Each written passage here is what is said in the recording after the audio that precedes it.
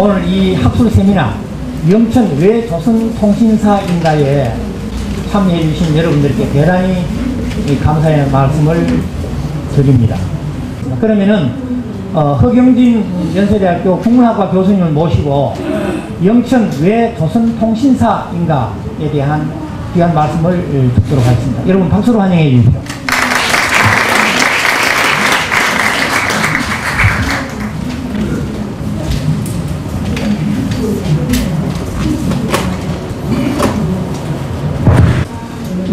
직접 강연으로 들어가겠습니다. 오늘 제목이 상당히 어렵습니다.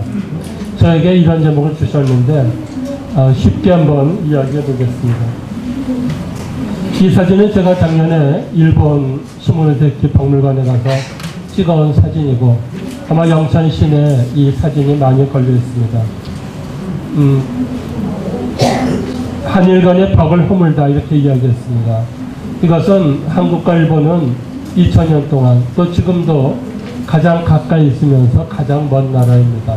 그래서 대통령과 수상이 새로 시작을 했는데 아직까지도 정상회담을 못할 정도로 사이가 안 좋은데 저는 거꾸로 400년 전에 가장 평화스러웠던 그 통신사 정신을 살려서 다시 일본과 함께 만나자 하는 주제로 이야기를 할 것입니다. 여기 사진은 상당히 흥겹게 지금 풍물을 치면서 우리 선조들이 일본을 행진하는 모습입니다. 오늘 그 발표유지 첫 장에 잠깐 얘기했지만 영천이 왜 조선통신사냐 하는 얘기는 이렇게 질문이 됩니다. 2014년 인문도시 지원사업 또는 2015년 문화도시로 영천이 지정됐는데 왜 하필이면 영천이 통신사와 연결되느냐 그 얘기입니다. 거꾸로 400년 전에 통신사가 조선에서 일본으로 갔는데 서울서 부산까지 가려면 큰 도시가 상당히 많습니다.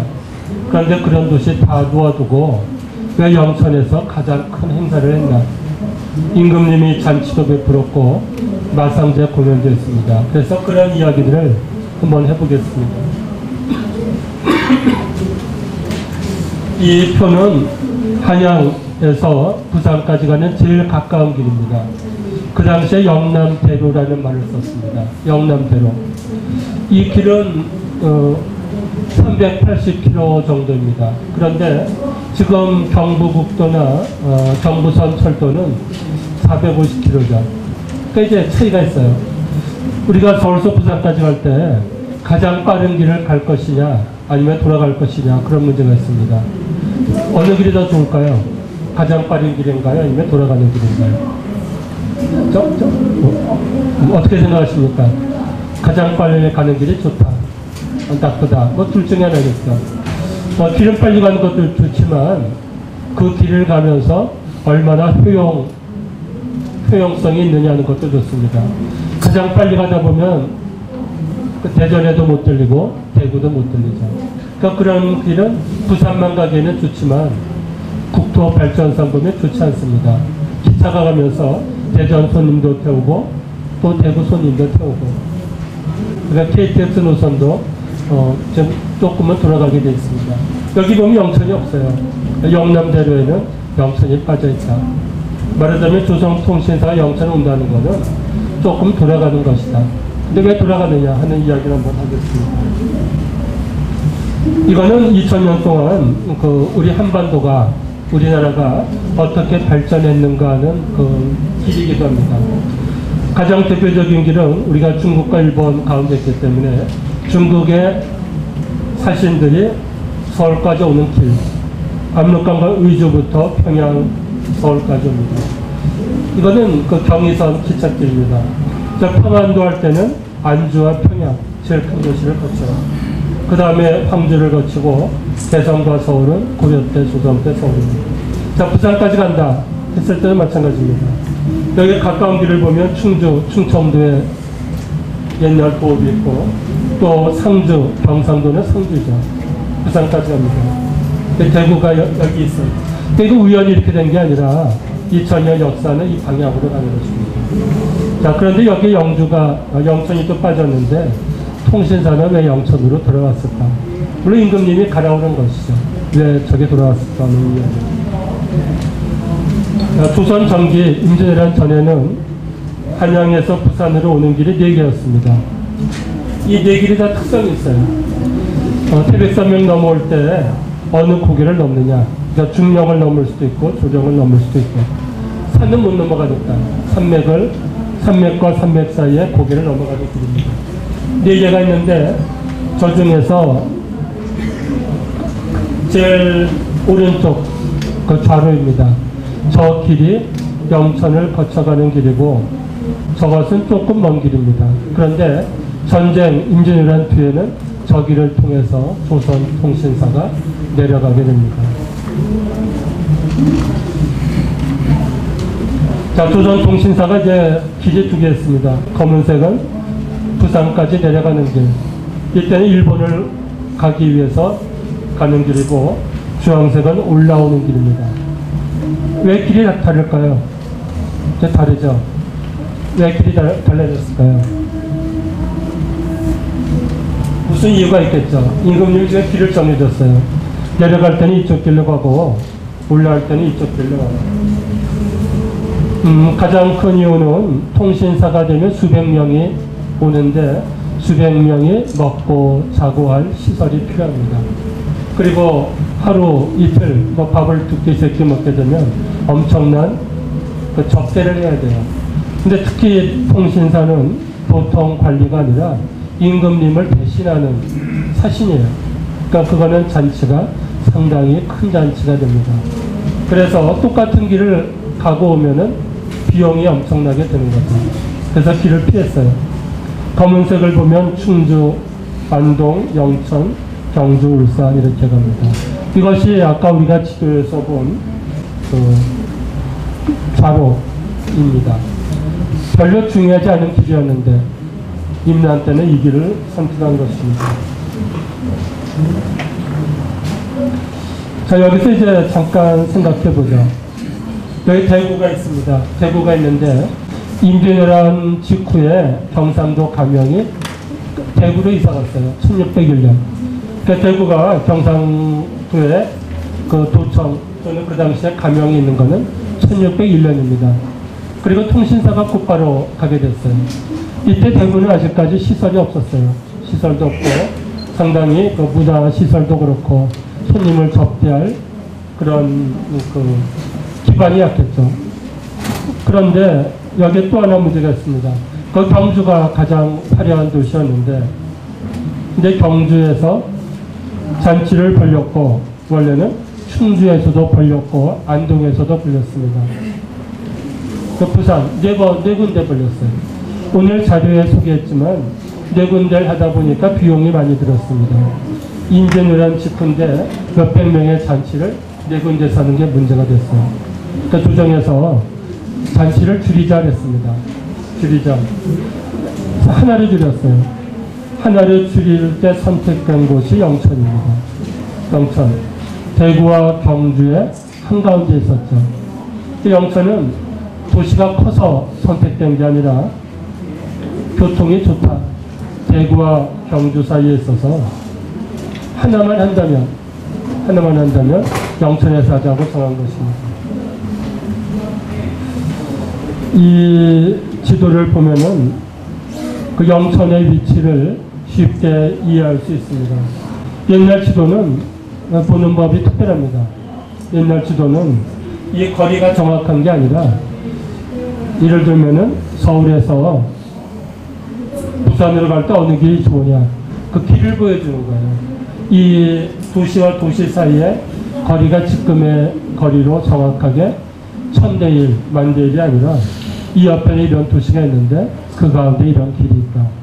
이게 산맥과 산맥 사이에 산과 산 사이로 길이 나겠죠. 산은 못 넘어가죠. 그래서 붉은색이 길입니다. 저 위에 신영, 지금은 영천이지만 그 당시엔 독립된 군입니다. 통신사가 저기를 영천으로 오죠. 붉은색 길로 오게 되어 있습니다. 산과 산 사이를 내려왔어요. 자, 대구는 돌아가는 길이에요. 영천에서 경주를 가려면은 지그재그로 이제 산을 피해서 가게 됩니다. 이 길 때문에 대구와 경주 사이에 있는 영천이 임금님이 이 사신들을 환송하는 잔치 장소로 선택이 된 것입니다. 자, 제가 오늘 드리는 말씀은 이제 영천이 인문도시가 됐는데 영천이 언제부터 일본과 관계가 있나? 제가 김정식 교수님과 연구재단에 신청서할 때 이 네 분을 꼽았습니다. 영천의 대표 인물하면 다들 포은 정몽주 선생. 근데 네 명을 고르라면 이제 생각이 다르겠죠. 포은 선생 다음에 누굴까? 뭐 사람마다 중요하게 생각하는 것이 다릅니다. 그런데 저는 이제 총무선 장군을 한번 꼽았습니다. 그 다음에 박일로. 무기의 박일로는 중고등학교 교과서에 나오는 분이죠.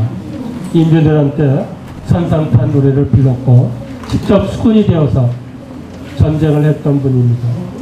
그런 병화 이영상 선생. 자, 이 네 분은 다 일본과 관계가 있어요. 그래서 오늘 간단히 영천 시민들이 너무 잘하시는 분이지만 일본하고 관계만 제가 설명을 드리겠습니다. 자, 이 지도는 영천군의 옛날 지도 중에서 하나를 골랐습니다. 이 지도를 고른 이유는 지금 말씀드린 이 인물들의 집들이 표시가 되어 있어요. 그 당시에 영천 지도 그렸던 분들이 영천하면 가장 중요한 곳은 어딘가. 자, 이게 강가가 있고 우리가 앉아있는 자리입니다. 여기 조영상 한가운데 강가가 앉아있죠. 자, 이게 후현정부터 병화이영상 선생의 사셨던 곳이고 지금도 보물 병화 유고가 있는 현장이 호연정입니다. 여기서 뭐 10분이면 걸어갈 수 있는 곳입니다. 예, 그 다음에 찾아갈 수 있는 것은 조양각에서 강가를 조금 더 따라서 올라가면 저 위쪽에 임고서원이 있습니다. 예, 줄이 짧아서 제가 못 가겠지만 임고서원, 포은 선생의 서원이죠. 또 그 밑에 강가에는 도계사가 있습니다. 도계사. 도계 박일로 선생을 모신 곳입니다. 그러니까 지도 만들 때도 이분들이 영천의 관청 말고 가장 중요한 건물을 그려야 했을 때 이 건물들은 꼭 그려야 돼 하고 생각한 것입니다. 최무선 장군의 초상화는 아주 옛날 거라서 효과가 좋지는 않습니다. 어젯밤에 제가 영천시장님과 같이 인문도시 협약식을 하고 그 다음에 신기전 발사를 했었습니다. 아마 이것을 이제 그 화포식으로 쏘았는데 거기에 동원됐던 시설입니다. 그러니까 영천 하면은 여러 가지 특징이 하나는 이런 신기전을 또 화약과 화포를 개발해서 왜구를 물리쳤던 최무선 장군의 고향이다. 이거는 뭐 100번 강조해도 지나치지 않습니다. 그 다음 두 번째 인물은 물론 포은 선생입니다. 자, 포은 선생은 일본하고 무슨 관계있나? 우리가 대개는 도래를 끝까지 지켰던 충신 또는 중국에서 가져온 성리학을 발전시켰던 학자 그렇게만 알고 있습니다. 그런데 이 고려 말에 왜구가 계속 쳐들어와서 수많은 포로들을 일본으로 데려갔습니다. 그때 조선 그 고려 정부의 정책이 두 가지입니다. 언제나 그렇죠. 외적이 쳐들어오면 하나는 외적을 물리친다, 응징한다. 두 번째는 평화 협상을 한다는 것입니다. 전쟁이 끝나면 언제나 그렇습니다. 최무선 장군은 물리쳤고 그리고 두 번째 포은 선생은 일본의 사신으로 갔어요. 사신으로 가서 잡혀갔던 포로들을 전부 데리고 돌아왔습니다. 그 다음에 일본 정부가 포은 선생의 모습을 보고 이제 감동했죠. 저렇게 훌륭한 학자가 고려에 계시다니. 그래서 포은 선생을 보아서 앞으로는 고려에 쳐들어가지 않겠다. 그런 약속을 했습니다. 그래서 이 조선통신사를 만약에 영천에 그 중요한 사업을 한다면 포은 선생을 다시 한번 고려의 충신뿐이 아니라 일본 평화협상의 주역으로 부각시켜야 된다고 생각합니다. 포원 선생은 물론 그 고향에 효자리 그 비석이 있는 효자이기도 하고, 이 조양각을 세울 때 부사와 함께 힘을 썼던 영천유림의 대표입니다. 여러 가지로 우리가 통신사 입장에서 기념할 만한 분입니다. 이것은 포원 선생의 문집인데 이 부분이 일본에 가셔서 쓴 글들입니다. 예, 거기 둘째 줄에 보면 풍무 정사년에 봉사 일본사 그랬습니다. 일본에 사신으로 갔을 때 지었던 글. 그래서 시가 쭉 있습니다. 그래서 포원 선생이 일본에 가셨던 것들은 많이 알고 있지 않습니다. 그런데 통신사를 하려면 또 영천이 국제도시가 되려면 이 포원 선생의 일본 가셨던 것을 우리가 다시 한번 연구해야 될 것입니다. 네, 그 다음에 상당히 중요한 자료인데요. 제가 2년 전에 일본에 가서 찾아낸 자료입니다. 이건 어떤 자료인가 하면 일본의 제일 곁을 높은 그 아라이 학도새끼라는 재상이 있어요. 이 사람이 조선통신사가 오니까 1년 전부터 준비했어요. 왜 준비했는가 하면 이번에 통신사 그 사용원 중에서 포원 선생의 후손이 온다 하는 소식을 들었던 거예요. 그러니까 포원 선생이 세상 떠나고 몇백 년 뒤에도 일본 사람들은 포원 선생을 존경했어요. 그런데 그 후손이 온다니까 꼭 만나야겠다 하고 생각했습니다. 여기 뒤에서 그 둘째 줄 보면은 그렇게 돼서 백석월 일본의 그 수상입니다. 백석월 정선전 기조 문충공 세차 다성을 했어요. 선전이란 거는 장군입니다. 선장관. 그 정찬술이라는 장군이 포원 선생의 후손이 가니까 이 일본 재상이 소문 듣고 정장군이 포원 선생 문충공에 몇 대 쏜다냐고 질문했습니다. 예, 저 밑에 그 작은 글씨가 선정관은 즉 그 정포원 선생의 후손이다 그런 뜻입니다. 그때 동곽 우리 조선에서 간 사신이 설명했어요. 포원 선생 11대 손이다 그랬습니다. 정상술이라는 분은 정포원 선생의 11대 후손입니다. 그리고 등 목과에 급제하고 이 비장이라는 벼슬로 일본에 간 거예요. 그래서 이 백석이라는 수상이 정장군에 가는 길마다 환대하고 그리고 일본 시인들과 같이 시도 집계하라 그랬습니다. 이 뒷부분은 계속 그 얘기 드립니다. 정찬술 장군이 언제 급대했나. 그 첫 줄부터 그랬죠.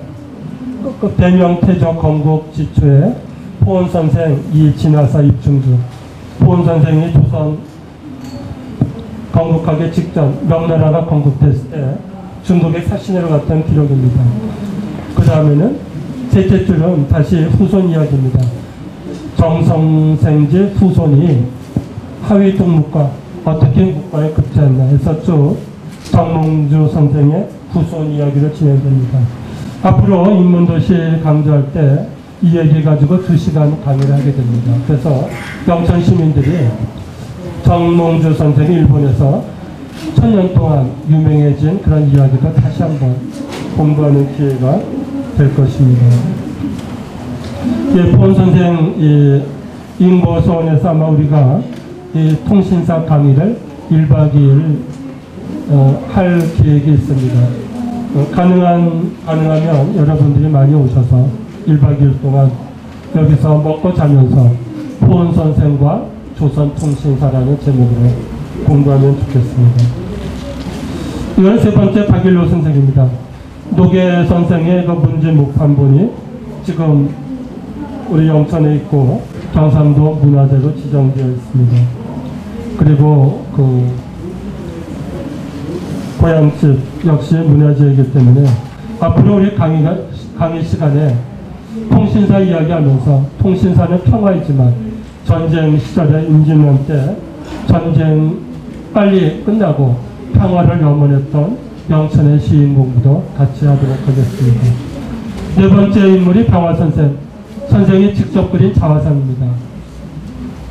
병화선생은 뭐 여기서 자택이 10분이면 걸어가면 되고 그분이 썼던 글들이 지금 다 그 보물로 소장이 되어 있습니다. 이 후연정 우리 이 강가 따라서 가면은 있는 곳입니다. 예, 거기 있는 유고들인데 아깝게도 영천시에서 제가 생각하기에는 상당히 중요한 보물인데도 이 보물을 활용을 잘 안 하고 있습니다. 몇 년 전에 이 유고 중에서 한 권 그림책이 제주도로 풀려갔습니다. 그때 영천 시민들이 그 빼앗긴 그림책 다시 찾아오다가 아마 시민운동도 한 것 같은데 한 권 팔려간 게 문제가 아니라 아직도 몇백 건이 있습니다. 그 남아있는 거라도 빨리 영천시에서 좀 더 소개하고 그리고 인터넷에도 많이 자랑하고 그래서 많은 분들이 후연장에 가서 책을 보게 하면 좋겠습니다. 이 책 중에 몇 권은 지금 다른 도시에서 번역을 했습니다. 그러니까 중요한 자료들이 많이 있어요. 여기저기서 번역을 여러 번 했는데 영천시에서는 정작 아직 책이 안 나왔습니다. 이번 책 중에서 3권은 영천에 관한 책들입니다. 최소한 그런 책들은 영천에서 나오면 좋겠습니다. 이것은 오늘 이야기할 부분인데 병화 선생이 일본에 대한 글을 많이 썼어요. 여기 셋째 줄 보면 동네 관방 변통장, 이분이 동네 부사를 했는데 동네 가서 보니까 동네 외관이라고 했습니다. 그 당시 외관에 일본인들이 500명 정도가 살고 있었어요. 살고 있는데 무역도 하고 그러니까 특별한 요즘 말로 하면 그 일종의 조개지입니다. 취해법권이에요. 일본의 도시가 부산에 있었죠. 동네 부사하면서 보니까 합법적으로 500명만 허가했는데 슬금슬금 들어와서 1000명 넘게 살고 있는 거예요. 그러니까 이제 문제가 된 거죠. 이거 위험하다. 잘못하면 어떤 분란이 일어날 것 같아요. 그래서 동네 용품사를 늘리고 여기다 그 얘기 드립니다. 그러니까 잘못하면 큰일 나니까 대처를 해야겠다. 그런 글을 쓰고 임금에게 올린 끝에 장이라고 되어 있죠. 그 장계입니다. 충무공이 임남 때 장계 올렸는데 병화 이영삼 선생도 그런 걱정을 많이 하고 일본 연구를 했습니다. 그래서 병화 선생이 쓴 일본에 관한 글들을 우리가 인문도시 시간에 또 강의할 계획입니다. 병화 선생의 사담입니다. 이제 간단히 마무리를 짓겠습니다. 앞으로 영천에서 통신사 관한 축제를 어제도 행렬을 했는데 제 생각에는 어제 행렬이 상당히 중요한 행렬이지만 다른 도시와 똑같으면 안 되겠다는 생각입니다. 이번에 행렬 때문에 제가 부산 쪽에 부탁도 했고 자문도 구했고 일본에서도 여러 지역에서 행렬을 하고 있습니다. 이 행렬은 아마 한 달 전인가 영천시에서도 여러분들이 가서 보고 왔습니다. 근데 그 행렬과 영천은 어떤 점이 달라야 되나요? 어제 행렬을 보니까 경상북도에 8지역의 예술단들이 와서 같이 참여했습니다. 오늘 제가 소개할 자료는 그 통신사가 영천에 왔을 때 어떻게 행사했나 하는 자료들을 여러분들 자료에다 전해드렸는데 그때는 경상도에 9고을의 기생과 그 악공들이 와서 잔치를 했습니다. 어제 대구까지 합하면 정확하게 9도시가 어제도 왔습니다. 9도시가 왔다는 것은 특별한 일입니다. 영천이 경상도의 한가운데 있기 때문에 여러 도시들이 모이게 좋았던 것입니다. 자, 그런데 이거는 그 부산이죠. 부산의 통신사 행렬인데 이것과 또 영천의 행렬이 또 달라야 됩니다. 그래서 제가 몇 가지만 설명을 드리겠습니다.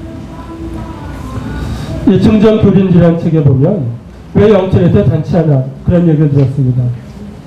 경상도 관찰사가 영천에까지 와서 그 잔치를 했어요. 그런데 관찰사는 벼슬이 2품이고 이 사신은 3품이에요.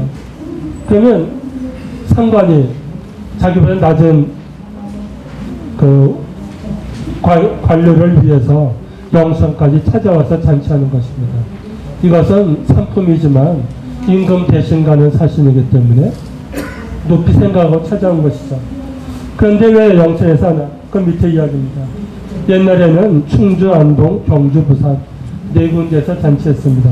충은 충청도 대표도시고 경주는 경상도 대표도시입니다. 또 부산은 종점이죠. 근데 폐단이 많다. 그래서 부산에서만 해라. 거긴 종점이니까. 그리고 영천에서만 한 번만 하라는 것입니다. 자, 왜 영천인가 지도를 보겠습니다. 이것은 그 신영 지도입니다. 서울서 오게 되면 신영으로 갔어요, 지금. 저 붉은색이 그 길입니다. 저 고개를 넘어서 길 떠나면 잠수역이 있죠. 잠수역은 이 일대 역지를 전부 관리하던 아주 큰 역입니다. 자, 그 다음에 노란색의 신영현의 그 관할입니다. 여기서 1박을 하고 아침 일찍 영천으로 옵니다. 자, 거기 기록을 보면은 여기 신영에서도 잔치들을 많이 했는데 신영에서는 잔치를 조그맣게 했어요. 왜냐하면 내일 영천에 가면은 9고을에 기생과 풍물이 모이기 때문에 여기는 간단히 잔치했습니다. 자, 이 붉은색 길을 따라서 영천으로 옵니다. 자, 그 밑에 영천이라고 되어 있죠. 강을 건너 영천으로 오고 있습니다. 이 영천 지도는 건물이 없어서 재미가 없습니다. 그냥 간단히 글만 보는 거예요. 간단히 글만 보고 이제 건물이 있는 지도로 넘어가겠습니다. 자, 신명에서 넘어왔습니다. 넘어오고 서문으로 들어옵니다. 그 굵은 줄이 통신사가 들어오는 줄입니다. 서문으로 들어오면 이 통신사 일행은 동원으로 가는 게 아니라 객관으로 갑니다. 붉은색 가운데 길 북쪽에 그 객사가 있습니다. 그 객사에서 머물게 되고 그리고 길 건너 조양각에서 잔치를 하게 됩니다. 조양각은 뭐 금방 강가에 벼랑이 있으니까 찾기가 쉽습니다. 자, 그런데 이 지도는 조금 문제가 있습니다. 왜 그런가 하면 임진왜란 아까 여기서 승리했다고 했지만 그 성벽이 무너졌습니다. 그리고 성문도 무너졌고 그래서 정확하게 그림을 그리려면 저 그림은 정확한 그림은 아닙니다. 이 지도는 18, 19세기 영천 지도가 몇 개 있는데 가장 정확한 그림입니다. 다른 것들은 전부 다 성벽도 그리고 문도 그렸는데 여기 보면은 성벽이 끊어졌죠. 끊어지고 이쪽은 성벽이 없습니다. 자, 성벽이 있는데 안 그리지는 않죠. 이 그림은 정확하게 그린 것입니다. 그래서 제가 이 그림을 일부러 보여드렸는데 이 그림의 주인은 조금 아까 들으셨는데 지봉스님 어디 계신가요? 예, 저 지봉스님이 특별히 수집해서 가지고 있는 지도죠. 지봉스님이 영천에 관한 자료들을 상당히가 아니라 엄청나게 많이 수집하고 계셨습니다. 제가 전에 가보니까 영천에 박물관을 세울 정도로 문헌도 많고 그림도 있고 또 뭐 부처님도 있고 많이 있습니다. 오늘 영천시 의원님도 오셨는데 뭐 이런 기회에 지봉스님에게 부탁해서 혼자 갖고 있지 말고 영천 박물관 지어줄 테니까 거기다가 뭐 기증을 해라고 한번 부탁을 하시면도 합니다. 그 중에 하나입니다. 여기 보면 그 건물들이 상당히 자세하게 있습니다. 자, 이제 코스가 그렇게 되는 거예요. 저 가운데 서문토로 들어와서 뒤쪽 가운데 객사에서 하룻밤을 자게 됩니다. 그러면 경상도 관찰사가 객사를 찾아와요. 와서 인사하고 간단히 뭐 잔치도 하고 그 잔치는 간단한 잔치입니다. 그리고 그 다음 날은 이 조양각 이 벼랑을 상당히 크게 그렸습니다. 영천에는 남문이라는 문은 있지만 그쪽은 성이 없죠.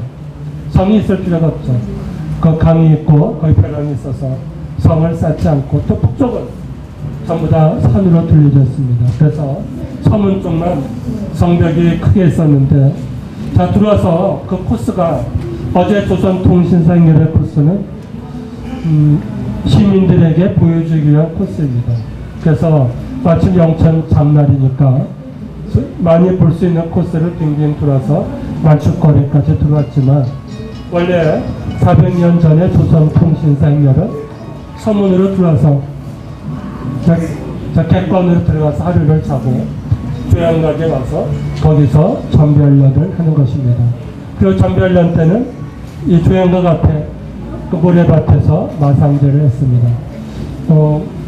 어제 행렬을 보고 또 전별련 이거를 생각하면서 영천시에 또 제안하고 싶은 것은 그런 것입니다.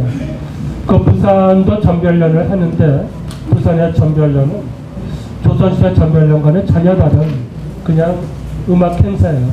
그리고 장소도 호텔에서 했습니다. 그거는 분위기가 안 좋죠. 왜냐하면 부산에는 그런 현장이 없어요. 조선시대 전별련의 현장이 없는데 우리나라에서 전별련 현장이 남아있는 곳이 영천밖에 없습니다. 그 조양각입니다. 그래서 전별련을 기용하려면 조양각에서 제대로 하면 일본의 관광객들도 와서 구경합니다. 어제도 일본에서 행렬 보러 오셨죠. 그런데 뭐 특징이 없으면 한국까지 올 게 없죠. 한국에 왔더니 영천의 통신사 행렬 전별련은 그 제대로 남천에서 만상제하고 조양각에서 전별련을 했다. 그거는 다른 도시는 흉내낼 수 없는 것입니다. 제가 자료에 간단히 소개했지만 내년에는 그런 것도 생각을 해보면 좋겠습니다. 제가 거기 자료에는 뭐 소개 안 하지만 자료에는 1차 사행부터 전별련이 어떻게 만들어졌나 1차, 2차 소개를 전개했습니다. 여러분들이 천천히 읽어보시면 되겠고 7번째부터는 이게 공식적인 행사가 됩니다. 여기 보면 신령에서 일찍 신령에 잤어요. 아침 일찍 영천을 출발했다. 영천에 점심 먹고 잠을 잤다. 근데 구룡군과 영천군에서 저녁을 대접했어요. 그거는 간단하죠. 그런데 셋째 줄에 경상도 관찰사 이수원이라는 분이 마중을 하는 거예요. 손님 마중. 그 다음에 마상제 얘기입니다. 자, 그 다음에 보니까 관찰사가 경상도의 함양, 산음, 합천, 삼가, 안음, 거창 6군의 군수들을 전부 불렀어요. 여기서 전체 하라는 것입니다. 군수만 오는 게 아니라 기생도 오고 악공들도 오고 또 여기서 음식도 접대합니다. 그러면 거기에 대구, 영천까지 하는 것입니다. 자, 그 다음에 동살육이라는 똑같은 날 잔치예요. 여기 셋째 줄에 그 관찰사가 9군의 군수들을 전부 소집했다. 그래서 또 전별 잔치를 했다. 또 풍물도 전부 모였습니다. 자, 그런데 자, 객사에서 잔치하고 그리고 조연가고 갔는데 앉을 자리가 좁았다 했습니다. 그 다음에 한번 보죠. 이거는 11번째 통신사입니다. 여기 자세한데 몇 개만 보겠습니다. 첫째 줄에 영천의 예에 따라 도회역이다. 규모가 크지 않은 도시인데 가장 첫 번째 도시라고 했습니다. 이 바다를 건너갈 사람들이 모두 모였기 때문입니다. 자, 그 다음에 넷째 줄에 잔치 모습입니다. 저 고배상으로 개인마다 고배상을 차렸어요. 동쪽, 서쪽, 푸른색은 기생입니다. 경상도의 유명한 기생들이 모두 모였다. 그리고 각자 분발했다. 무슨 말이냐? 자기 특기들을 전부 하는 거예요. 경주 기생은 경주 노래를 부르고 춤도 추고 일종의 그 경연입니다. 그래서 평가가 났어요. 9골의 기생 중에 경주가 1등, 안동이 2등입니다. 뭐 이런 것도 만약에 전별련 때 그런 것도 할 수가 있겠죠. 어제 9시에 예술인이 모였는데 뭐 평가에서 2015년 전별련에서는 뭐 대구가 1등이다. 뭐 그런 것도 재밌을 것 같습니다. 예, 그 밑에 보니까 넷째 단락에 그 관광하러 온 사람이 10,000명이 모였다. 자, 영천의 그때 인구가 아마 10,000명이 됐을까 모르겠는데 서울서 온 통신사 사용하면 몇백 명이죠. 9도시에 사람들이 전부 모였습니다. 구경꾼들 정도. 10,000명까지 모였습니다. 그래서 밑줄 친 통신사 행차가 있을 때 매번 영천에서 크게 행사한 것은 모이기 좋고 여러 가지 잔치하기 좋고 하기 때문에 한 것입니다. 밑에 보니까 장사꾼들은 뭐였어요? 술안주도 팔고 떡을 팔고 오늘도 강가에 하고 있는데 똑같습니다. 또 자파를 팔고 그래서 꾸러미 놓고 장터가 쓴 것입니다. 뭐 그런 것들은 뭐 광고만 하면 모이겠지만 전별련도 옛날 모습을 찾아보는 게 좋겠습니다. 제가 거기에 10페이지인가 소개했는데 영천 그 전별련에서 남욱이라는 분이 기록한 것입니다. 여기에서 가만히 들어보니까 어떤 기생이 그 배따라기 노래 부르던 그 노래 제목입니다. 배따라기. 배따라기는 배가 떠날 때 부르는 노래예요. 멀리 갈 때 일본으로 가는데 일본에 무사히 갔다 오라 하고 부르는 것입니다. 이 배따라기는 민요에도 있어요. 그런데 배따라기는 아주 간단한 노래가 아닙니다. 제대로 하려면 이 정도가 있어야 배따라기를 노래할 수 있습니다. 뭐 어려운 얘기는 그 자료에 있고 간단히 설명드리겠습니다. 자, 가운데 있는 게 배예요. 배를 지금 만들었습니다. 배를 만들고 기생이 2명이 뱃사동처럼 올라가 있죠.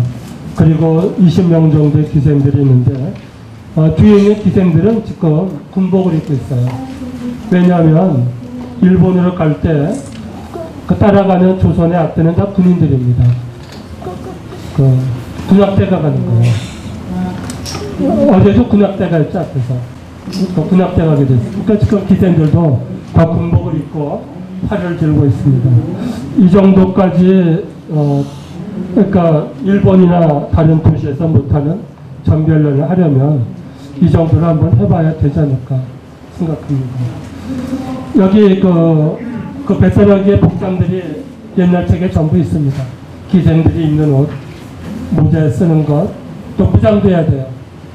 이게 수군이니까 일본 갈 때 그 수군 해군의 배를 타고 가게 되어 있습니다.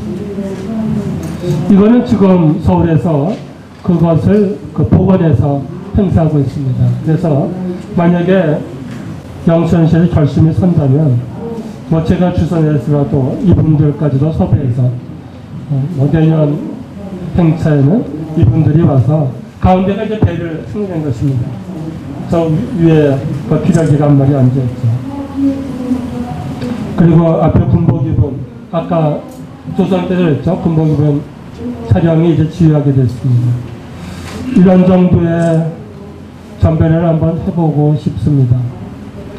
자, 부산에서는 전별련 할 때 그 돈을 받고 참가자를 부릅니다. 그냥 벤치마킹인데 그냥 뭐 와서 구경하라 그리고 사람들 뭐 불러서 하는 게 아니라 여기는 이제 음식을 먹을 수 있으니까 뭐 잔치니까 음식 먹겠죠. 자기가 돈을 3만 원 내고 그 돈을 모아가지고 잔치를 하는 거예요. 그러면 영천시는 돈을 안 들이고 음식상을 차리겠죠.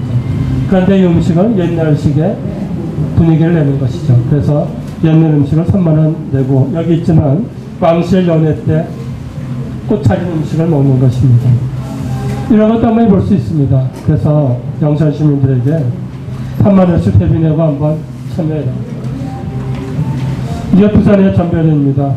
그 코모도 호텔인가 호텔에서 하는데 전혀 전별련 분위기는 아닙니다. 그래서 영천은 조연각에서 한번 해보기를 권합니다. 오늘 시간이 짧기 때문에 간단히 말씀드렸고 자세한 자료들은 나눠드린 그 기록에 전부 역사 기록이 있습니다. 그것을 보시고 나중에라도 질문하시면 제가 답변 드리겠습니다. 네, 고맙습니다.